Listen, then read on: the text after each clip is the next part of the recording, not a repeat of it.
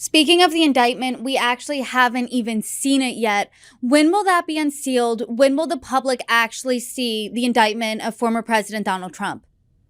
Reportedly, that will happen on Tuesday when he is arraigned. CNN reported last night it might happen a little bit earlier in that they expected a copy of it would be provided to Trump's attorneys before he turns himself in. And if that's the case, there's a chance the attorneys could make it public at that point. And what exactly does him turning himself in look like? Is this going to be a big media spectacle? Are there going to be a ton of protesters? Will this be more subdued? What can we expect when he goes to Manhattan? Oh, it's going to be a big media spectacle. I mean, CNN had a live shot outside of Trump Tower in New York last night at 11:30 where nothing was happening. Um, we are going to see a lot of coverage there, a lot of running around trying to find Donald Trump.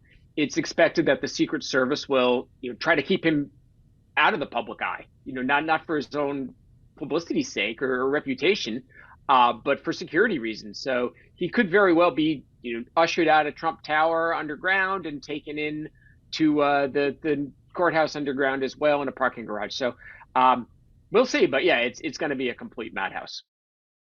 Zach, you mentioned that this is the case that's a zombie case. It keeps coming back from the dead. Many critics have called it a witch hunt. What is the truth to that? Is this political?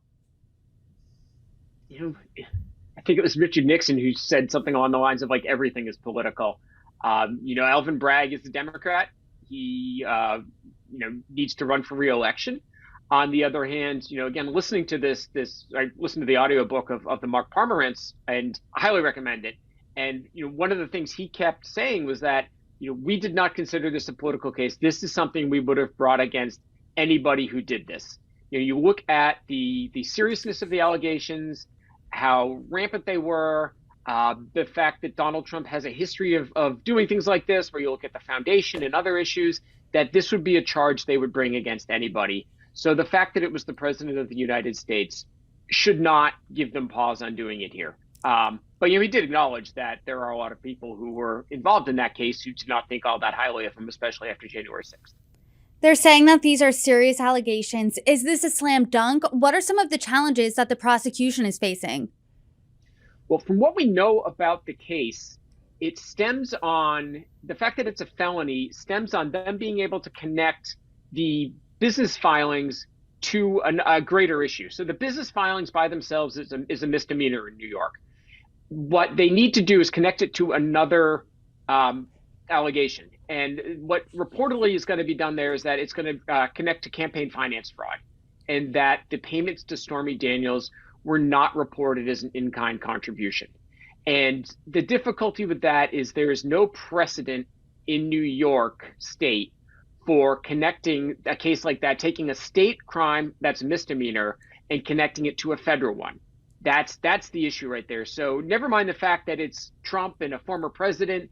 That alone is a groundbreaking part of this trial. So it could very well be tossed. They could toss the felony aspect of it, and we may end up seeing Donald Trump being, taken to court for a misdemeanor. So this is unprecedented on multiple fronts here. Yeah, absolutely. I mean, it is fascinating to watch this. When you look at elections, and we've gone through them before, you see how they play out, and there's similarities. Sure, something new happens every time, but this is like January 6th, where it was the first time we've had a transfer of power in this country that wasn't peaceful. Once again with Trump, we are in uncharted waters. We've talked time and time again about how Trump's core base remains unwavering, will not move based on this news. But it might not be up to them. Would an indictment force him to not run, or he can still run as he wishes? Oh yeah, he can still run, and this case likely won't be resolved until after the next election. I think Reuters reported that it usually takes about a year for an indictment to lead to a trial in New York City.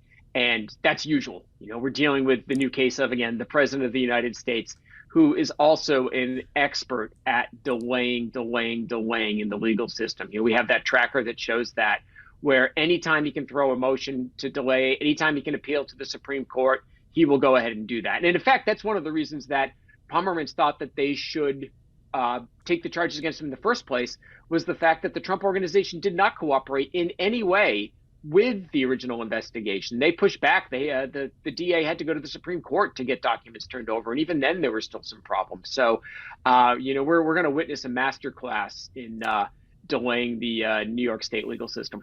That's an interesting way of putting it, a master class. You said his tried and true legal strategy, delaying, delaying, delaying.